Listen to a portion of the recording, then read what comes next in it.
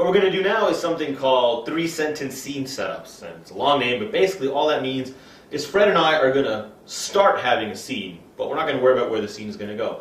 All we're going to do is do 3 lines. I'll do a line, then Fred will do a line, then I'll do a line. And maybe we'll do another one just to kind of, and where we'll switch.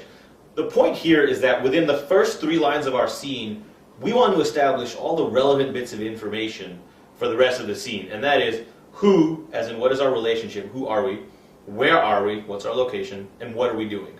That's what's called a platform. And once your story or scene has that, you can go in many directions. Okay. So here it is, just 3 lines. So to start, good morning, Fred, can I get you some coffee? You sure can. Get me my usual. Okay, well, grab a seat anywhere, and I'll be sure to put your order in right away. Sounds good. That's Okay. actually the third. That was the 4th line, but that's okay. So in those first 3 lines, we established that Fred and I know each other, that we pretty much set up that he's in a diner ordering coffee, and I'm going to put that order in for him. So it doesn't need to be exciting, it doesn't need to be huge, it just needs to be clear. So let's try one more, and Fred, why don't you throw out some kind of first line, Okay. if we're doing a scene together. Doctor, have you seen the test tube? I have not yet. Why don't you come back into my office and we can look at it together? But the police are at the front door. Okay, so we've established that I'm a doctor. We are not entirely sure whether he's a patient, a colleague, Or an assistant. assistant, could be a few things, but we've established we're in the office and we have some action going on in that the police are at the door. So we missed a little bit, but for the most part we covered the whole setup. Because what we wanted, what did we miss? The only thing we missed is exactly who you were or who you were relative to me. Other than that, everything else was all set. Yeah, so in other words, in a situation like this, I felt that I was implying that I was his assistant, but clearly I did not make it clear enough.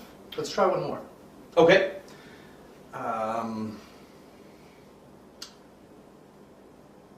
Professor, your research on this topic has been invaluable. Why, thank you very much, and thank you so much for taking the time to come all the way down to my classroom to let me know this.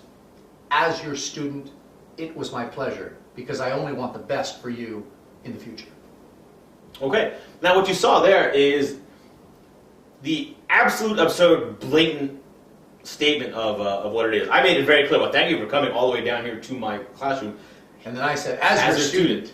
Now, there's a whole thing in storytelling where you want to show and not be that obvious. The point of this exercise is to train you to get to these established elements as quickly as possible. So I'd much rather prefer you do it this obviously at first. Right. But had I chosen to be less obvious, I might have said, well, you gave me an A on the paper.